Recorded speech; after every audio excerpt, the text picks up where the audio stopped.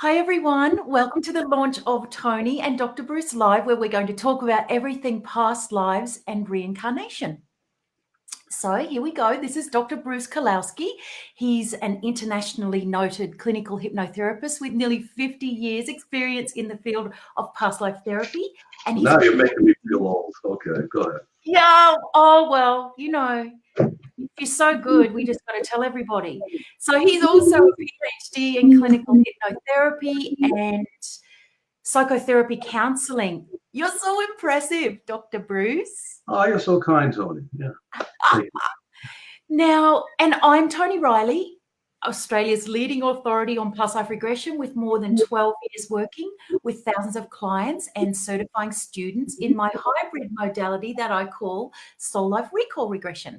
Now, each week we're coming on here to chat about a particular topic where we'll share our perspectives and expertise. With all that said, the first topic is hints that indicate you've had a past life or that you're currently being affected by a past life.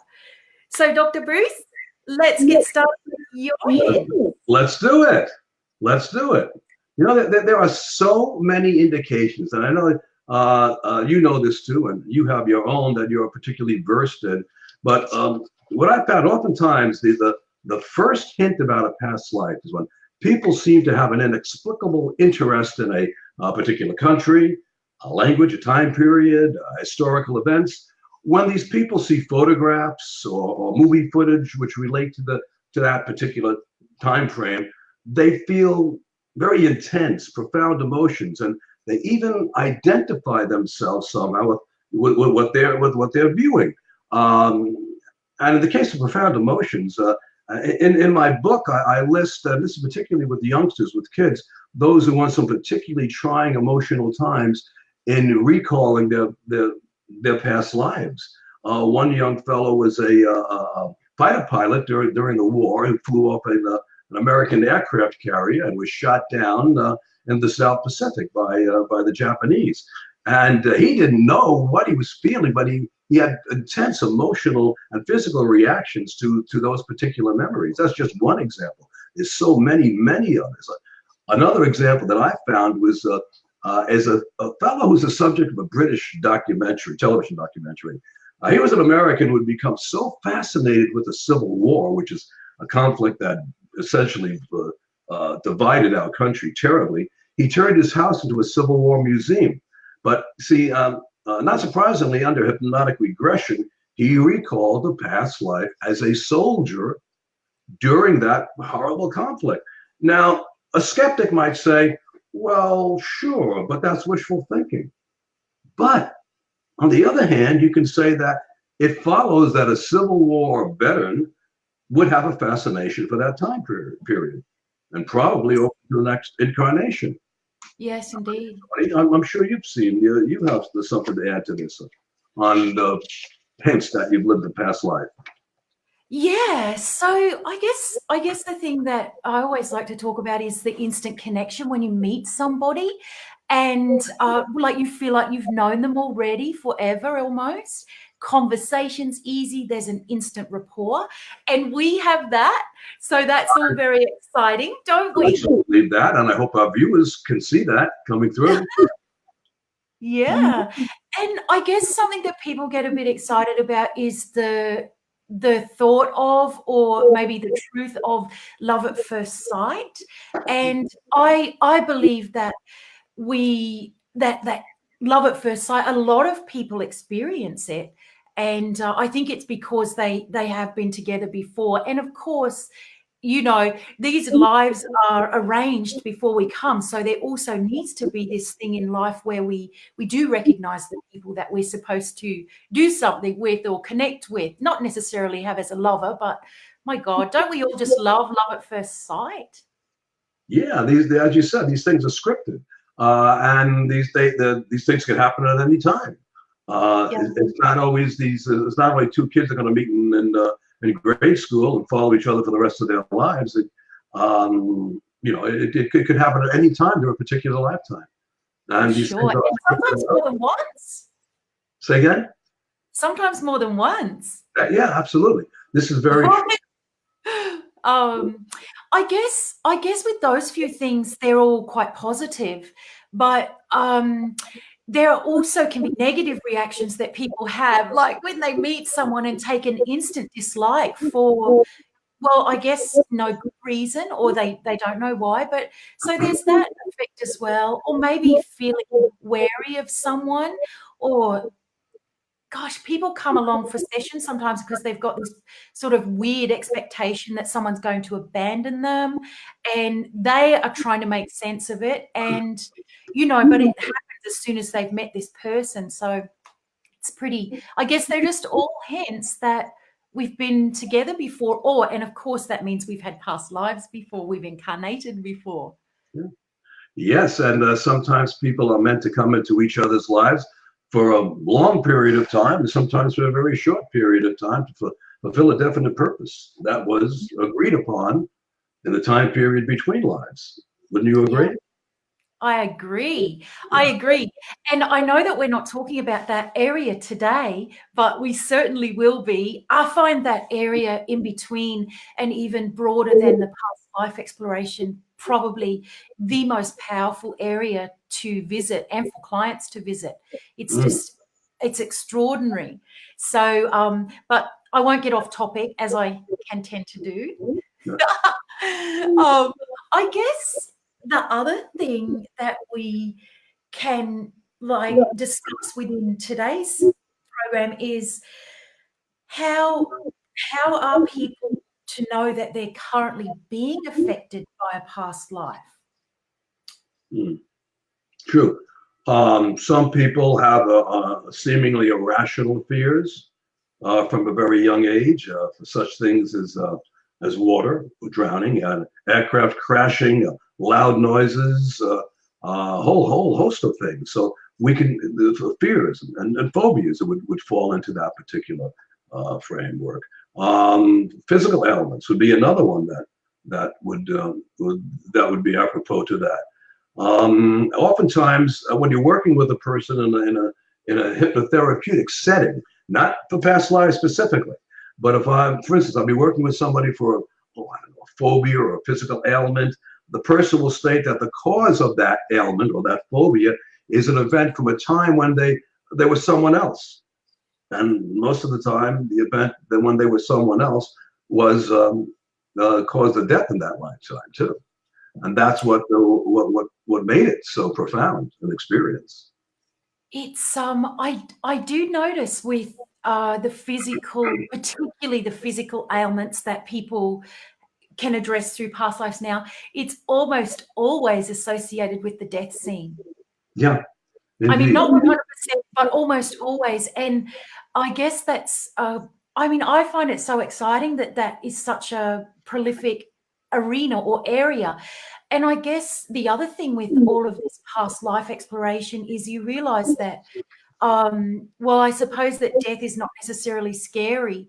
And that's what people also realize once they find out that that's how this physical symptoms started and they're back again anyway. But I guess the best thing about it is that in this life, that physical symptom goes. It's really quite miraculous. Often remarkably so. I'm going to give a little case history, if I may be allowed to here. This is many, many years ago. I had a fellow come in and he didn't come for past life regression. He came for memory and concentration. And while he was sitting in this chair, and I was doing the hypnosis, he kept squirming in his chair like this. And I said, is the chair uncomfortable? He says, no. He says, it's not the chair. I've got a back pain that I've had for years. And I said, well, what is it caused by? Is a pulled muscle? Is an old injury? So we don't know. The doctors don't know. They can't find any reason for that back pain. All right, so we didn't think about it, but he says, do you think you could work on it? I said, we'll work on it the next session. And so the next session he came in and I addressed it specifically to that. And I asked him to go back to a time, the time when this back pain first occurred, and it was first the genesis of his back pain. He spontaneously went into a past life as a fur trader, a fur trapper in 1880s Colorado. Right. Now, this poor guy was encroaching on a certain Indian tribe's land. Well, they didn't like it, so they decided they were going to have a powwow. They invited him in to speak. They went into the teepee. They smoked the peace pipe, whatever they do. They arrived at an understanding, at a treaty, whereby they would allow him to continue his fur trapping in exchange for certain concessions. And as he was leaving the teepee and walking toward his horse, one of the members of the tribes, a young fellow who was a renegade, he didn't like the fact that the elders of his tribe were making peace with a white man. He snuck up behind this guy and tomahawked him in the back. Yeah. Well, despite the best efforts of the tribe's medicine man, he couldn't be saved, and he died a horrible, lingering death. And this was the cause of his. He accepted this as the cause of his back pain. And immediately upon the end of the session, he came and said, "I have not felt this good in years." So that's brilliant. Hey, I'm thinking I've read an excellent example. Say that again. You must have an excellent example of something that has happened in this life that. Well, I've come across a few things where I've seen in the moment, during the session, maybe hives, or probably more so rashes and eczema and those kinds of things almost vanish before your eyes. And it can be an array of things that they discover that caused it, and it might have been that they were burned, and they visit a scene where they discover that's what happened, and it can make red patches or what's appearing as a rash now disappear. And back pain's something that intrigues me because, well, one girl who was in my training, and she was a psychologist actually, and she claimed to have had this back problem. She was lying down on the floor in the class as well. She couldn't even sit in her chair properly. Anyway, she has her regression. And it went like this, the back pain. So it was just pretty extraordinary, and we all got to see it. So it was very amazing. But I guess in our one-on-one sessions, these kinds of things, they really happen a lot. And you've almost stopped getting surprised by it. It's almost like this expectation that it's going to work and something. I knew that was going to happen. There's no surprise. Yeah. That reminds me of I do trainings. I train people in my particular techniques of past life regression, as I know you do too, Toni. And this was a class that took place in Santa Cruz, California. And I always pick somebody out of the course to demonstrate past life therapy from. And so during the interview portion of that, I asked him, "Well, what would you like to work on?" He says, "I've got a fear of public speaking." He says, "And I really want to become a motivational speaker. But this is holding me back," as I guess it would be if you're going to be a motivational speaker, having a fear of public speaking. He went back to a time in ancient Rome, and he was an announcer in the Colosseum. And it was his job to stand before 50,000 people in the Colosseum, including the emperor, and open a scroll and read the events of the day. Whatever it might be. It could be gladiators dismembering each other, lions eating Christians, whatever.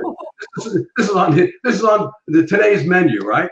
And so he gets out into the middle of the field in the Roman Colosseum, unfurls this paper or whatever they used then, and it was blank. Some of his friends played a joke on him and gave him a blank sheet, and he just he started stuttering. And it's the emperor sitting up there. I'm sure the first thing in his mind was thumbs down from the emperor. And so that translated into a fear of a phobia for public speaking today. And at that time, and today, I'm happy to say that he is one of the nation's top 4 speakers, motivational speakers in the Spanish market. Wow. That was a good feeling. Incredible, isn't it? And of course, I'm not the biggest motivational speaker in that part of the world, but public speaking was one of the first things that was addressed for me. So, and I can remember what used to happen is I would heat up from my feet right up, and I would just feel like fainting. Just the weirdest sensation if you were up in front of people. And so that was one of my introductions to regression, where I did ask about that, and it worked. And of course, at that time, I hadn't realized that I was going to be speaking in front of people. And of course, all these things were synchronicity at play and getting me prepared. And now it's like, sit down and shut up. You're only supposed to be talking for 10 minutes. So, it worked a treat for me. Yeah, I know you start babbling on. But really the topic of today's show, today's discussion is, I can say it in 2 words: spontaneous memories. Those are the most profound hints that a person could have had a past life. They can be as simple as taking a trip to Rome or Greece and walking down an avenue and saying, "My God, this looks familiar. I know it. It feels like I've been here before." Well, in this lifetime, they never have. To the extent that they can, they'll know what street is coming up, where that street is leading, what's on that particular street. It's very, very difficult to rationally explain something like that. These are also in the realm of deja vu, which I think probably should be a topic for a future show. We'll talk further on deja vu. Recurring dreams or nightmares is another hint of a past lifetime. And these can vary between vague dreams of both a pleasant or an unpleasant nature, but they always have a recurring dream. And one of the hints that they might be from a past life is that the dreams never change. You see, yes, what happens in the dream stays the same, which would follow, which is logical, it would be a past life. Because in regular dreams, well, I had a dream like this before. It was a similar dream, but events change. A dream that is indicative of a past life, the events do not change. No, that's because right. the events in that life didn't change. It's quite a common thing for people to come to work on when they reach out for a session, isn't it? That they have had a recurring dream, and often it's puzzling for them because they only get a snippet, and as you say, it can be positive or maybe not so positive. Like, they have got to walk across a bridge and they just can't, or these types of things. Yeah, exactly. But all sorts of recurring dreams that people come to explore, and then it's always kind of cool to see what it what it evolves into, and what the greater, bigger picture for them is. Indeed. Anybody who wants to, well, here's another comment I had. We talked about idiopath. The fellow who was tomahawked in the back, that's an example of an idiopathic symptom. Okay, and but there are so many more. I did a little questionnaire profile several years ago called a Past Life Profile, in which I believe I listed 20 of these. It's available for download, free download from my website. And our viewers can go there. They can go to drkaloski.com. This is DOCTORKALOSKI.com. Go to the products page, scroll down, and you'll see Past Life Profile. Just print it out, take it. We'll see what you come up with. Now, don't be disappointed if you only have 4 or 5 or 6 of these. Most people don't have more than that. I've had people who've had almost all 20, but that is very, very unusual. Because in the case of spontaneous memories, most of the times those are had by children, and we seem to lose that capacity. A child will lose that capacity when they reach 5 or 6 years of age. Those are gone. Yeah. Some adults will have it, yes, admittedly, but it's more common among youngsters. We'll do a show on kids one, in the future, because it's very cool what those little cuties come out with.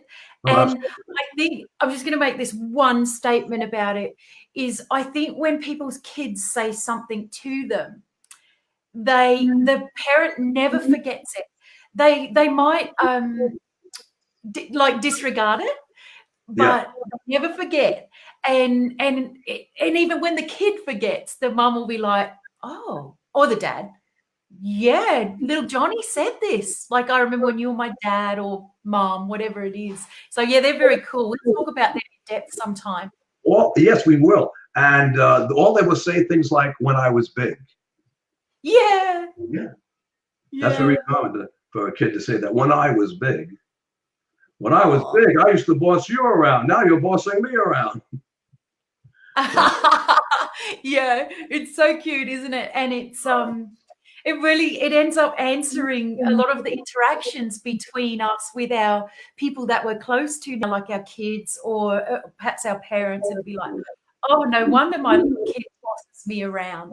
It's cute. I kind of experienced that with one of mine as well. It's really cute. I would just say to our viewers to look, as far as spontaneous memories are, look for ones that are more inexplicable.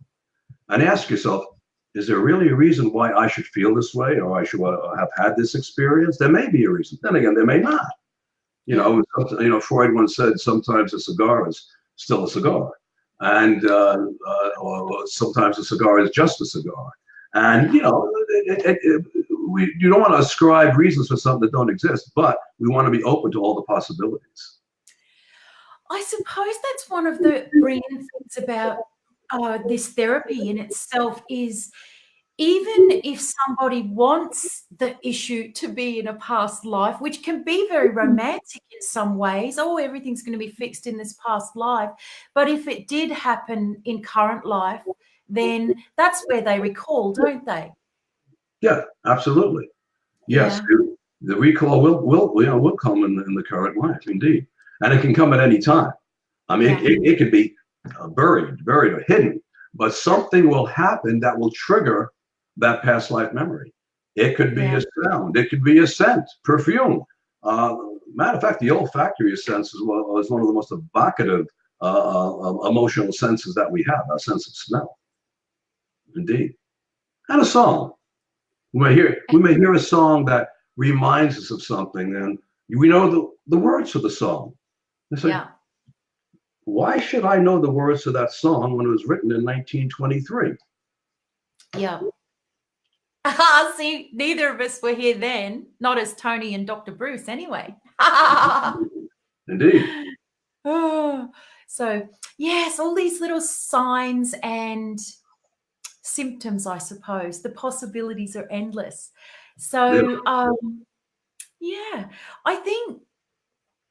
I guess this whole topic is very exciting. I mean, we made it our life's work, really, to help people out with it and talk about it, raise the profile of it, normalize it, actually.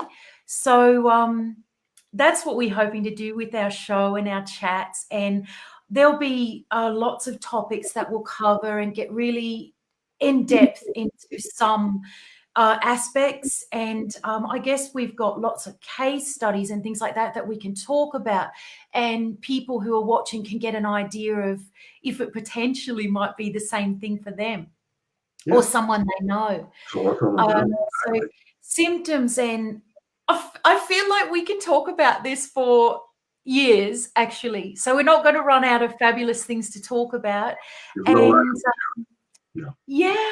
So I guess I'll tell everyone what we're going to cover next week. But just for now, I want to remind them that Dr. Bruce is the author of Your Journey Was Never Meant to End.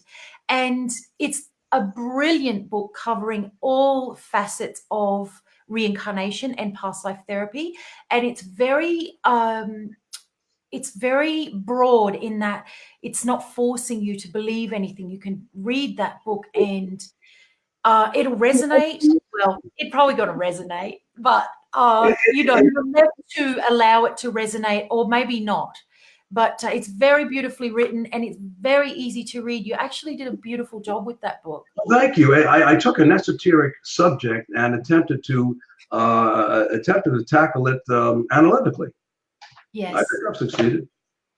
Yes. Oh, you did. And it's also easy to read in that you don't need to be a scholar to understand the way that you've written it. It's brilliant. So, guys, if you want to get one of those books, Your Journey Was Never Meant to End, you can get them on Amazon. What I'll actually do is paste links into this live broadcast that you can click on, but also you can go to Dr. Bruce's website, which is drkalowski.com. I'll also link you to that. Doctor is spelled out, D-O-C-T-O-R. And we're not going to talk about it this time, but I authored a book called Awake, The Purpose of Life and Why You Are Here. And it's really my take on how regression, or that the fact that reincarnation has been part of my existence. I tried to spell it out in a real life story, my story. So that's what my book's about. A thoroughly engrossing and enthralling book. I read it in one sitting. Now, for me to do something in one sitting, it has to be engrossing. I enjoyed it immensely, and I know you people out there will too. So, Wake by Toni Reilly. Ooh, thank you. Yes, you can get all my secrets up to the time that I finished writing that book anyway, in that book. Oh, yeah, it reads like a soap opera.